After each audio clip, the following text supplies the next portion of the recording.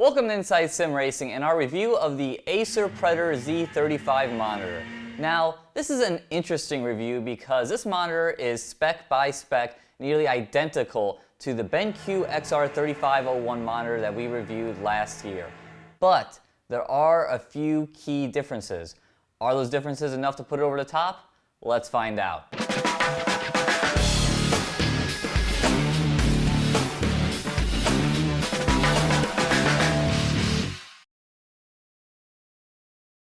Sim racing chassis provided by Next Level Racing. Check them out at nextlevelracing.com. As the name suggests, the Acer Predator Z35 monitor is a 35-inch ultra-wide monitor with a 21:9 aspect ratio and a 2000R curve. The 2000R rating means that if you place a whole bunch of these monitors side by side, it would form a circle with a radius of 2000 millimeters. The monitor features a 2560 by 1080 AV display, 144 Hz refresh rate, 4 milliseconds response time, and is VESA mountable with a 100 by 100 millimeter hole pattern once you remove the stand. Up until this point, you might as well have been reading the spec sheet for the BenQ XR3501 monitor, but now we start to see some differences. First up are the physical differences. The Z35 has a very nice and heavy stand that not only tilts between -5 and 25 degrees, but also has height adjustment.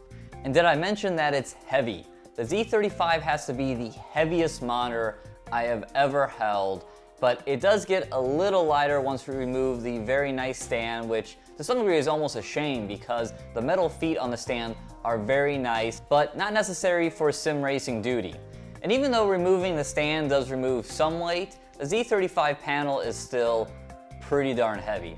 Which, speaking of the panel, there's a lot of tech built into the panel that we don't see in the BenQ monitors, including the overclockable 200 Hz refresh rate and NVIDIA G-Sync technology. G-Sync allows the monitor to match the refresh rate to the frames per second of the game when paired with an NVIDIA graphics card, eliminating any screen tearing that may otherwise occur. Input-output wise, the Z35 has DisplayPort, HDMI, headphone jack, and 3 powered USB 3.0s on the back, if you have the flexibility and spatial awareness to access the back of the panel from your rig. Also found on the back of the panel is a red heat exhaust opening / speaker location. And speaking of the red capped exhaust, the design attributes of the Z35 really are in the eye of the beholder. While this is the case with any product to some extent, this could be more so for the Z35 with its aggressive red accenting, large Predator logos, and a strip of LEDs that can change between red, green, blue, white, orange, and can range from being on all the time to a breathing mode to just off. Joining the LEDs on the bottom of the monitor are the unmarked power and navigation buttons that allow you to make all the changes you need, such as overclocking, in the interface without the need of secondary software, which is nice. As for the pricing, the Acer Predator Z35 launched with an MSRP of $1,099 back in December 2015, but now in mid-2016, you can pick up the monitor from between $900 and $1,000 online. My initial impression of the Acer Predator Z35 is one of deja vu. I removed the center BenQ XR3501 that I have on my BAT setup and mounted the Z35 with the same monitor mount after using some wall outlet spacers and a trip to the hardware store for longer bolts. Now, I only did this modification because I was using a monitor mount that I already had laying around here in the studio, but if you're to go and purchase this monitor and buy a monitor mount for it, I definitely recommend getting one that isn't much wider than the 100 by 100 millimeter hole pattern. In fact, there's about 120 millimeters across to work with to fit into the opening so you don't have to offset it like I did. So be aware of that if you do go ahead and pull the trigger on this monitor with a VESA mount. While there was no way to get the differing brand monitors to align, having them side by side did have its advantages, with the first being comparing the VA panels. Remember when I said deja vu? Well, that was down to the screens. I really struggled to find a difference between the 2560 by 1080 screens of both the BenQ and the Acer.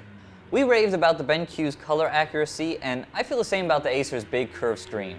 The only semblance of a difference that I saw was Acer being slightly better at off-angle viewing, with less color fade than the BenQ, but it's not much of a difference. Earlier I said the design of the Z35 would be quite polarizing, and now I'm going to insert my foot in my mouth because I have to say that I'm quite torn by it. While I like that it matches my predominantly red and black rig theme, especially with the Next Level Racing rig I recently moved over, and I like the very high-end looking logo inserts they use, I'm not in love with the matte finish. It comes off kind of cheap to me, especially for the price. While I don't like the super glossy fingerprint inducing monitors, I do like the semi-gloss look for an upscale, happy medium, and I would have liked to have seen that here. Before I get into the most titillating subjects of the Z35, that being the 200 Hz refresh rate and the G-Sync technology, I first want to hit on some numbers that we already know that we liked from the BenQ reviews. And those are 35-inch, 21:9, 2000R, 2560x1080, and 144 Hz. A 35-inch ultrawide is the same height as a 16:9 aspect ratio 27-inch monitor, and we believe this size does the best job of giving you a one-to-one sizing of your virtual car to the real deal. The 21:9 just gives you more side-to-side real estate, and that's always nice to have. The curved screen also contributes to the more immersive experience, bringing you into the game. While I don't know why anyone would want a curved TV when you're watching it from different viewing angles, for gaming, when the screen is right in front of you, it's perfect, especially with the noticeable 2000R curve.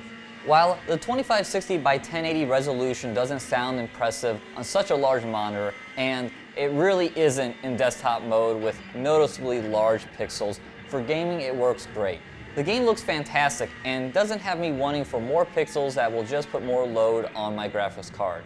So with all that out of the way, let's talk refresh rate. And 144 Hz refresh rate continues to be awesome.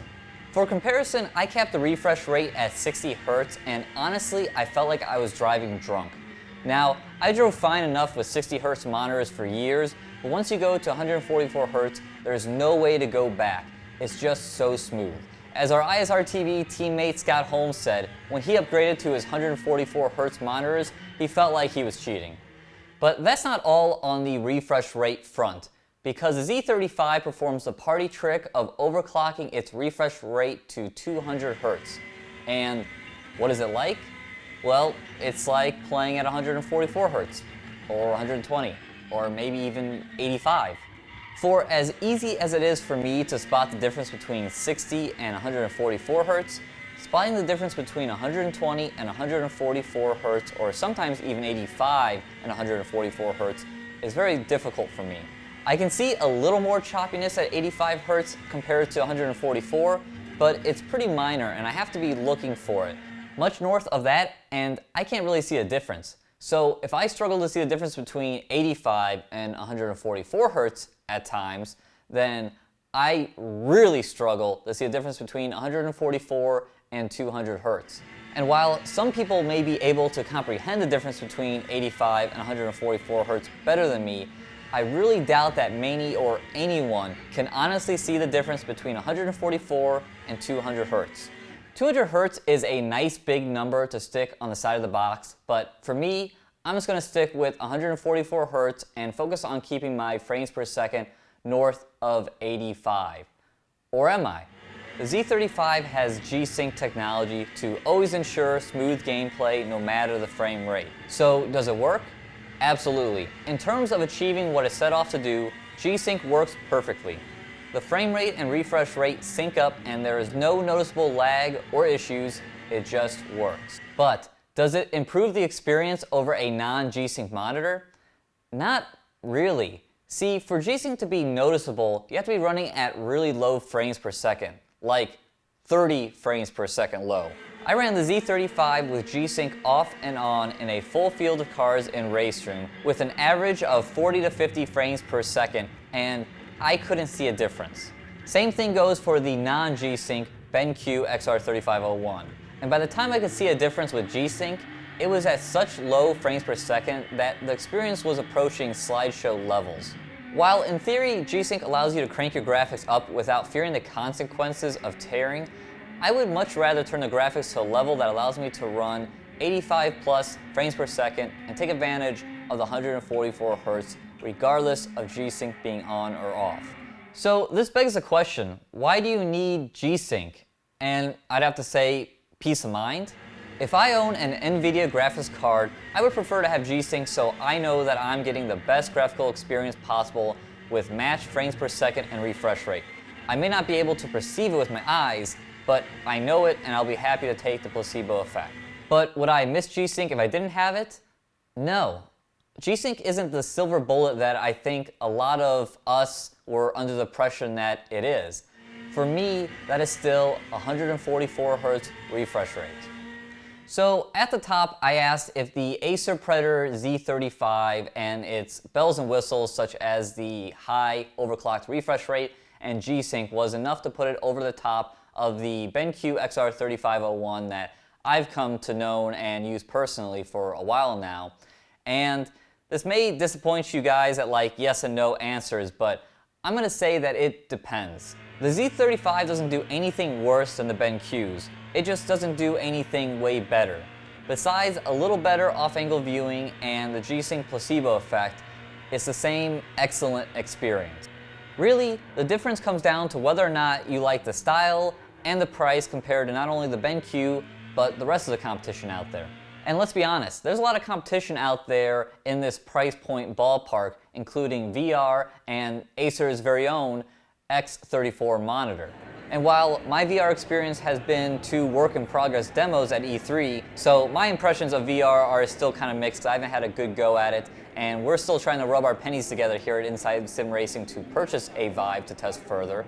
And I haven't tried the X34, but based on the specs, I'm not sold that 4K is that much of an improvement in gaming and worth losing refresh rate and frames per second over. So with that said, that leaves me still recommending the Acer Predator Z35 monitor for sim racing. Size, curve, color, resolution for gaming, and refresh rate make it a thumbs up from me. I'd even keep it on the bat if Acer sent over a couple more of them. So that's going to wrap up our review of the Acer Predator Z35 monitor, and again, I think it's an excellent monitor for sim racing duty and gaming in general. We'd like to thank Acer for sending the monitor over. Always appreciate companies supporting the channel.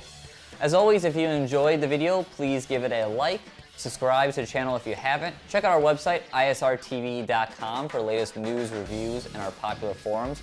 Also, check out the Amazon affiliate link in the description below. If you click through the link and shop on Amazon like you always do, we get a little kickback and we can buy more toys and show off on the show. So, for John Sable, thanks for watching Inside Sim Racing. See you guys next time.